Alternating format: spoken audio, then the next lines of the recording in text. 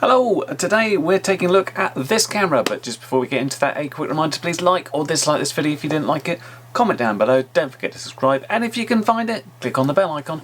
So this is the Foxeer Mix 2, and I talked about this in a recent review I had of this one. This is the Hawkeye Firefly 4K, and I'm holding this up because this is going to be the quad I fly it in.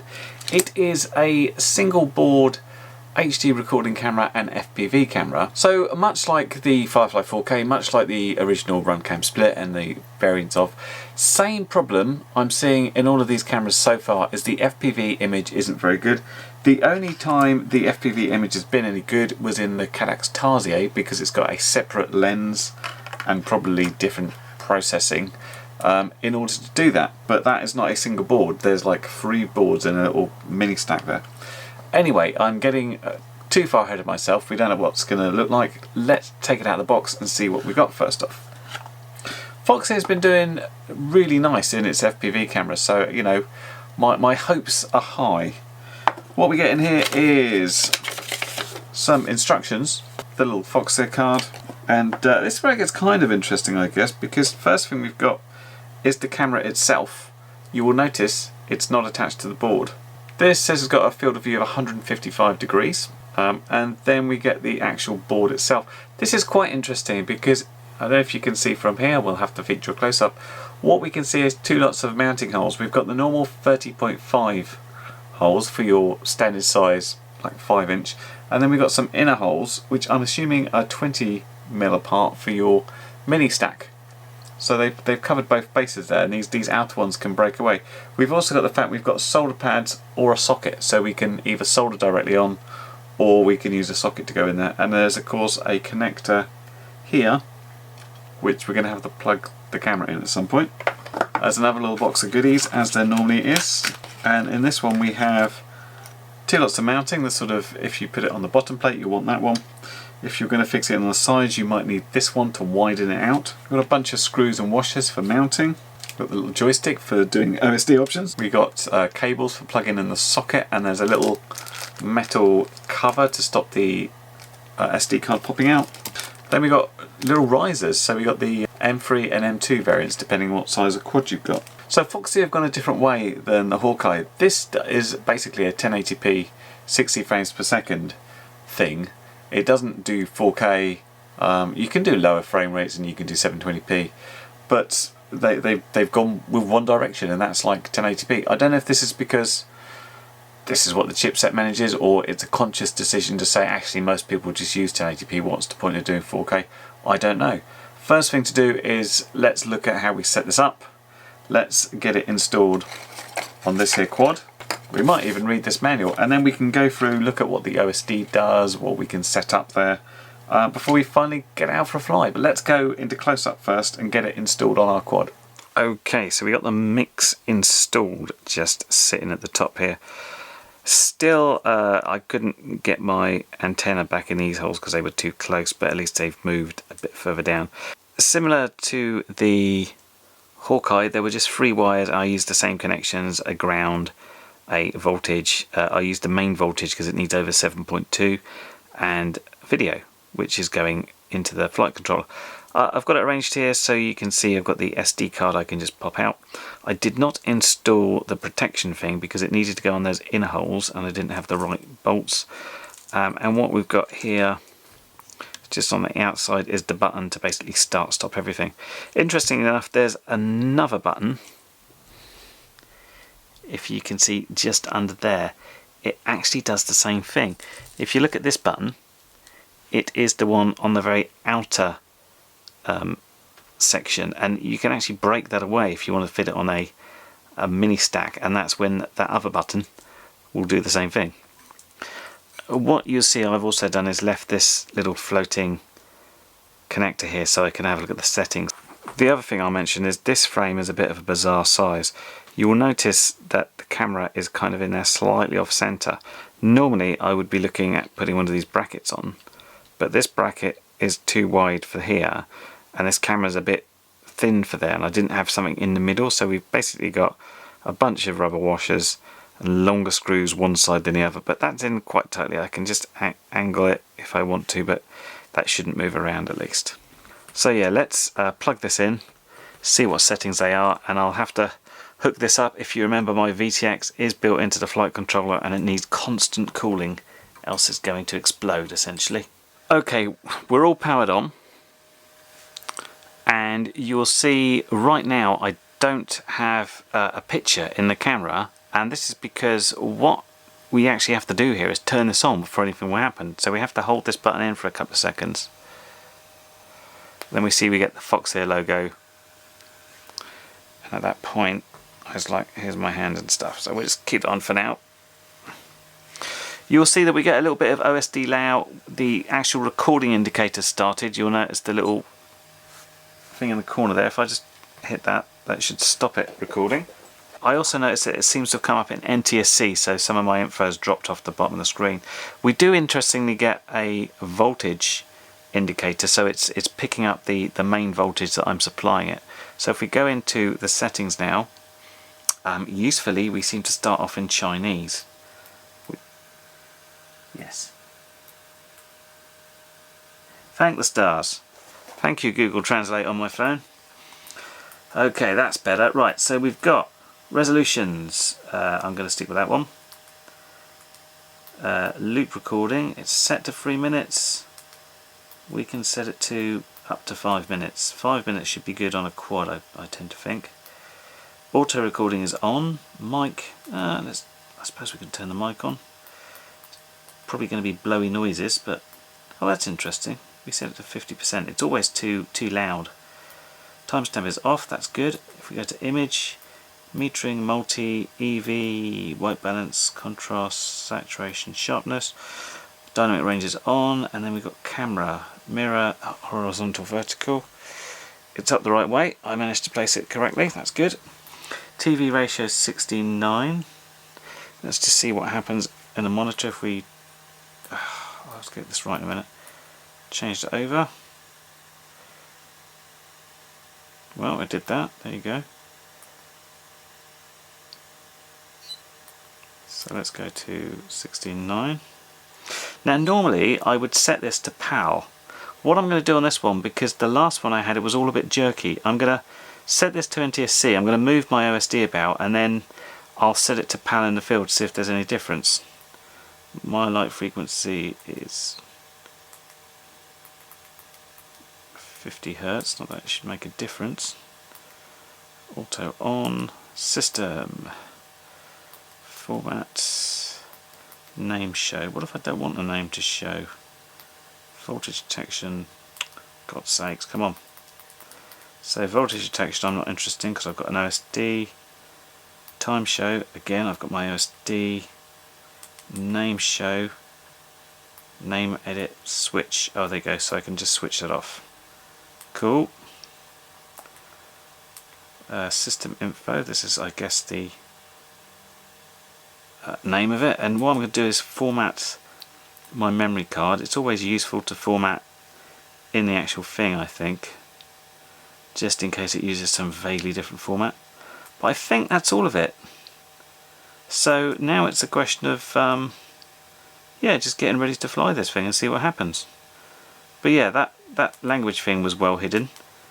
Third menu over, no, fourth menu over, third thing down to go to English in case it's not obvious. Okay, so let's set this up to fly and let's see what happens. Okay, welcome to the field where we've got the Foxeer Mix 2 ready to go, mounted here. Not perfect mounting as I said before, but it'll do. And yeah, we'll give it a fly. We're going to, as I said, change the mode over from NTC to PAL at some point, but let's get a couple of flights up first and we'll see how it is. Okay, so here's my first flight and this is my live view, and I was just thinking, again, another bad camera. And then I thought, oh man, I can see jello from here. And then I decided to take my hand off my throttle just to adjust my goggles, and that happened. Fortunately there was no damage, so I got the quad back from the field, stuck it back on takeoff, and we took off again with that same battery. Now I'm showing here both the HD footage and the FPV picture for reference. To be clear, I didn't like the FPV picture at all. This is fairly typical of these split type cameras. Every time I use one of these they promise their FPV picture is going to be great, and it always isn't. It's usable, you know, you can fly with it, it's just not very nice. It's like using a really crappy FPV camera, and I'd like my FPV camera, you know, to be decent. I want to see where I'm going. It's not so much a problem when you're in a big open field like this, you can see where you're going, but anything where you've got things that you have to get close to fly through, like trees or anything like that, it becomes more of a problem, especially identifying, you know, the small little ghost branches, which are even more difficult in this. Okay, so the secondary problem we've got with this is the good old jello. When you spot it in the FPV camera, you know you're going to have a problem on your HD camera, because anything you can see in that low resolution is just going to be amplified by the time it gets multiplied up into that 1080p. Which is a bit of a shame really, because the actual picture coming from the camera in terms of the colours and the lighting and the frame rate is actually very nice. But there's too much jello in this picture. Now, certainly there's some aspect of this coming from the frame, but certain amounts of this can be blamed for the fact that they don't give a very good mounting option. I couldn't get this fitted in very well. It's got a single hole to mount, and you know, this is the best we can do. But there was more of a problem that I noticed when I was looking at the picture on my editing screen. And to show you this in detail, let's flick over to my desktop. Okay, this is just my regular desktop, and I'm just using QuickTime to play this through as normal, although I'll turn the sound down. And what we've got here is some weird stuff I noticed going on, and I thought this is the best way to show it. If I go to about here, and what I found out is if I resize this desktop or this window, if you have a look in the bottom corner, you can see what we're getting here is these lines around the corners appearing, and that is present in all the corners. If I go slightly forward, if you look at the top left and top right, we've got the same situation. We've got this weird pattern appearing where obviously there's something odd with the picture. Hopefully this will come out on YouTube, because if I just say have a look at the corners of the picture, it's weird. It depends on the size of the screen you're looking on and how YouTube does things with it. But yeah, I can definitely see artifacts there in all the corners. Now, those patterns in the corners are not a new thing on this type of camera. I remember looking at the Caddx Turtle V2, and it was my buddy NJ that pointed out to me having these weird patterns in the corners. But there was a firmware fix for that, although again it wasn't really advertised. Caddx weren't saying, hey, our cameras are a bit crap, but update it and it'll look better. You had to talk to them and they would send you it. It wasn't even a link. And if Foxeer have an update for this camera, well, I can't see it. I went to their website, I looked for the camera, I looked for any support links. I couldn't find firmware updates for it. If it's there, they've hidden it very well, which is a weird thing to do. If I was producing something, I'd want people to know that we'd developed firmware that made things look better, but there you go. So this comes down to, you know, aside from the fact it's weird around the sides, maybe they fixed it, is the amount of jello we've got normal, or is this down to my fault because of the mounting? The camera seems a little bit of a strange size to me.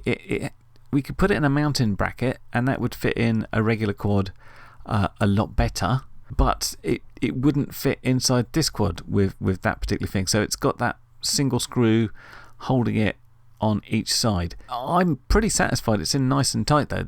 I can't get any movement from it, but it is possible vibrations are transmitting through the frame more to the camera than they should.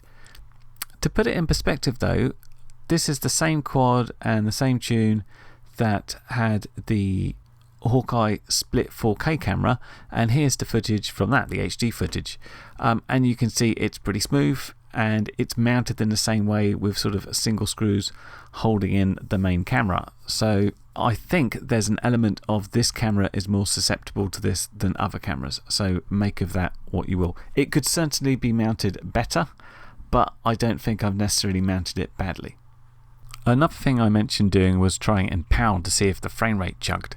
And here's me changing it to PAL, but you can see that all my text is exactly the same place on the screen, which makes me think it hasn't changed it to PAL. You see it did that big thing where it seems to sort of reset when you changed the mode, but essentially it looks the same, which is not what I expect. The frame rate doesn't chug anyway, if that helps, but I can't believe we're actually in PAL here. That's the only thing. So yeah, in conclusion, it works.